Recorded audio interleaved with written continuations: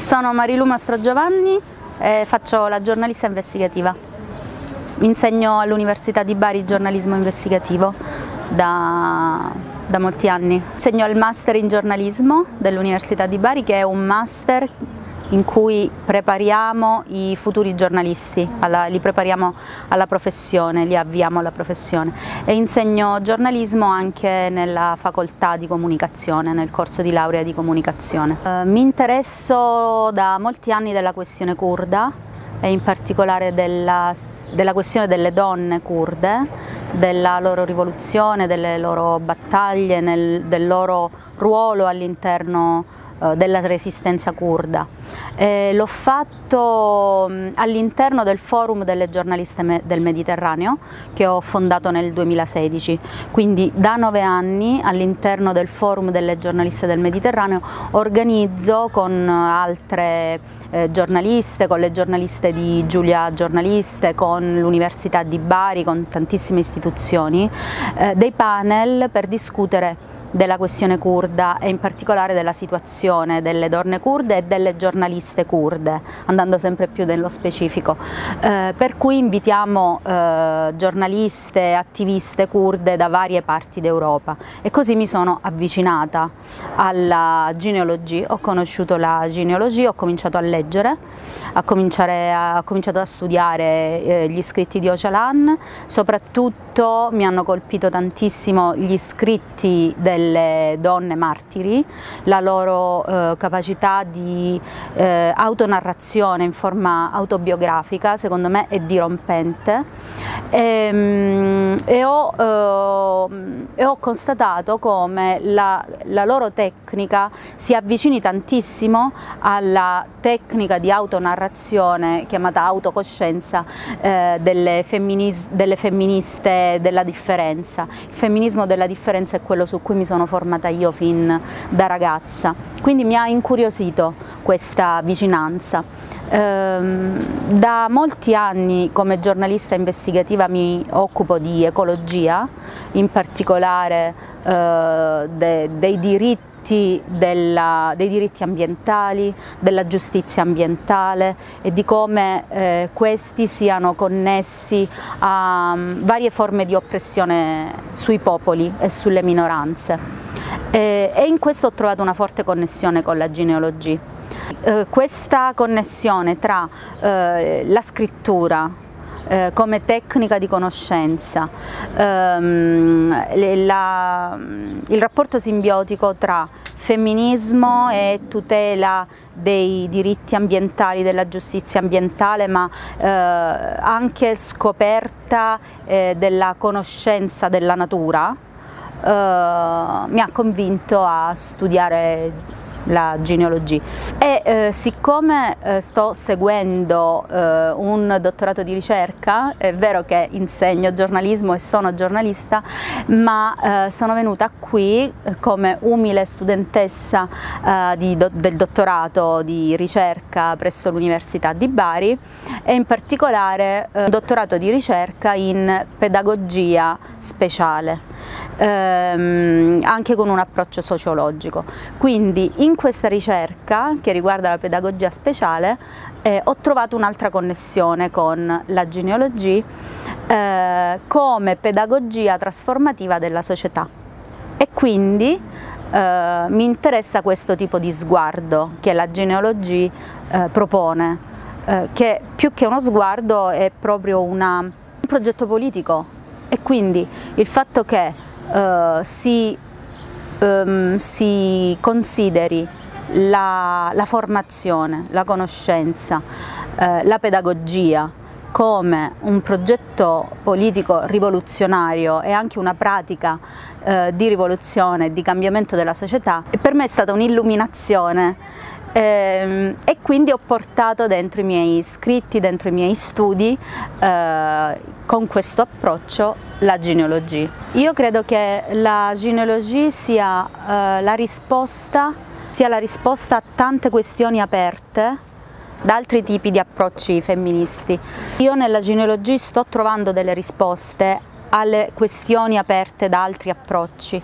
e in particolare mi riferisco all'approccio decoloniale e intersezionale che noi troviamo in altri tipi di femminismi, nel femminismo delle donne afrodiscendenti, nel femminismo delle donne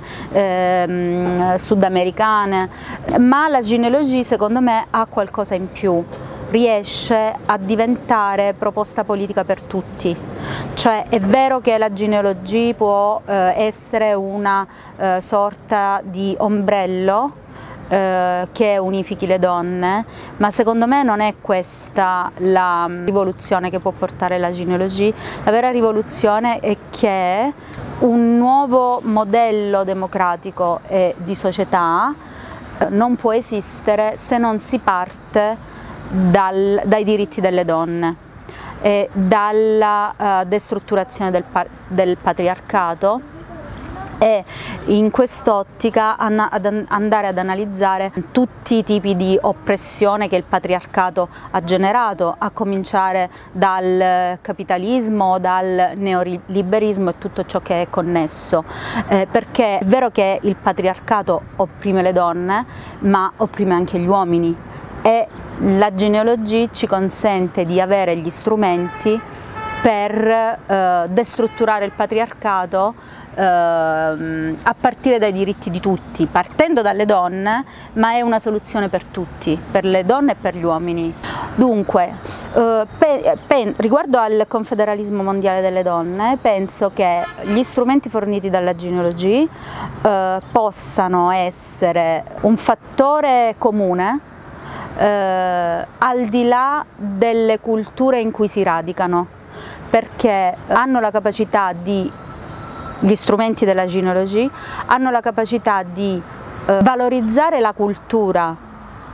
delle persone che praticano la genealogia, e quindi a partire da se stessi e da se stesse, a partire dalla propria cultura, elaborare pratiche nuove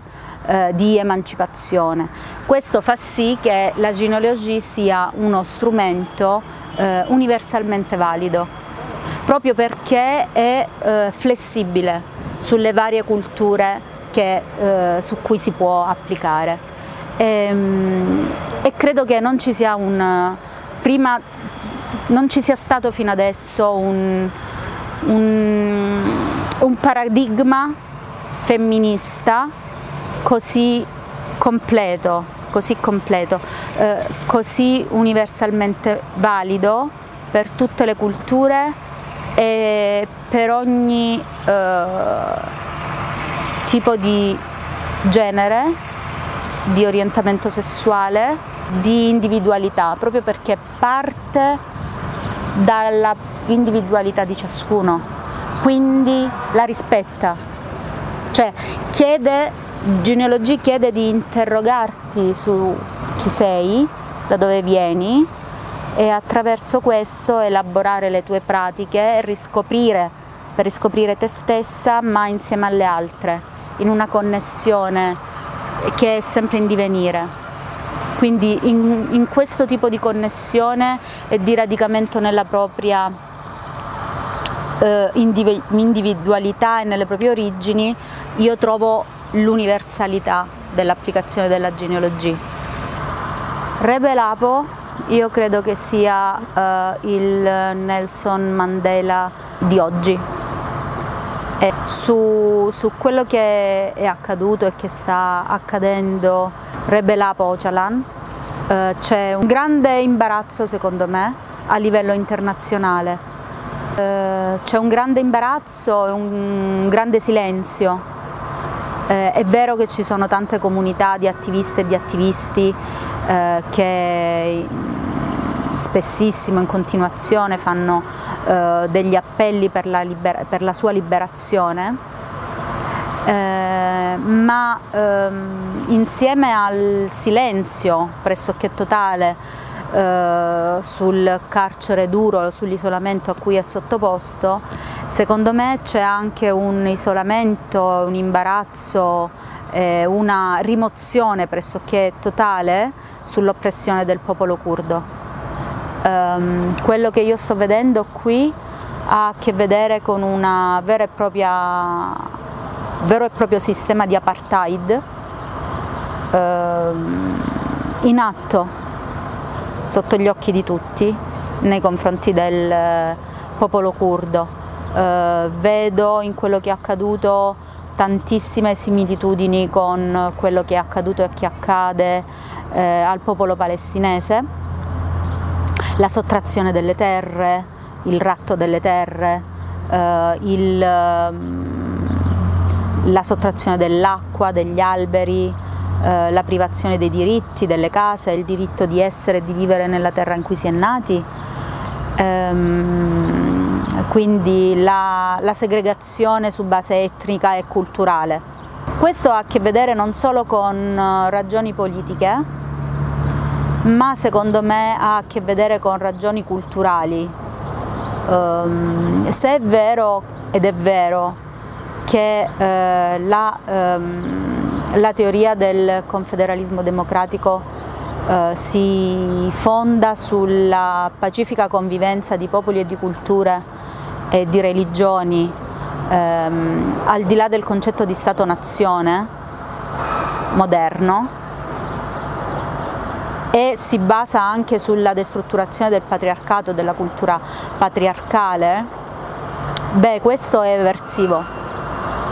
Questo è eversivo per ogni tipo di cultura che noi abbiamo conosciuto fino adesso. E mi sto rendendo conto, stando qui, che queste sono le ragioni profonde della questione curda per come la conosciamo o per come non la conosciamo. Ecco, io sto guardando adesso con i miei occhi che cosa accade. Stare qui nella città dei fiori di plastica, dove è stata sottratta l'acqua da 97 anni, è molto forte, ecco, è un'esperienza molto forte. Nonostante questo le persone sono qui, vogliono vivere nella loro terra, trovano forme di organizzazione democratica per continuare a vivere. Siamo qui in una conferenza internazionale sulla genealogia in questa terra senza acqua, in questa terra oppressa, quindi è un grido di libertà fortissimo, è un grido di libertà fortissimo che deve essere ascoltato da tutte e da tutti. Non so per quanto tempo la comunità internazionale potrà ignorare questo grido di queste persone, di questa popolazione, di questa cultura, perché la loro proposta politica è davvero molto forte e si basa su valori universali che non possono essere ignorati. È davvero Rebe Labo, è davvero il Nelson Mandela dell'oggi e del futuro. Mi sento come giornalista, ma anche come docente di giornalismo e anche come PhD student, mi sento di dire di studiare, di conoscere, di non accontentarci di quello che ci viene propinato dall'informazione mainstream, di andare a fondo, di ascoltare i racconti delle persone dalla loro viva voce. Ecco, ascoltare i racconti delle persone dalla loro viva voce ti cambia la vita.